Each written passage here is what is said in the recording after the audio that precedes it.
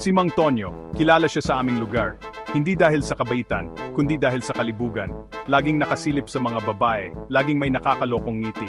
Maraming umiiwas sa kanya, lalo na ang mga dalaga. Alam kasi nila ang ugali niya.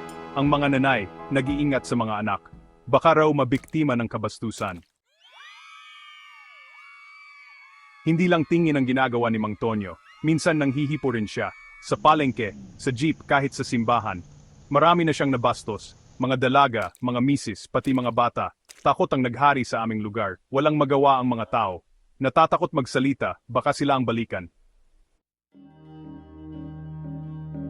Isang araw, may nangyari.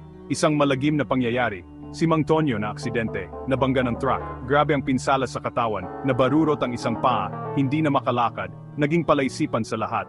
Bakit siya? Bakit ngayon pa? Maraming nagsabi, karma, dahil sa mga ginawa niya sa mga babaeng sinaktan niya. Naging aral ang nangyari, hindi lang kay Mang Tonyo kundi sa lahat, na ang buhay may hustisya. Hindi man ngayon, darating din.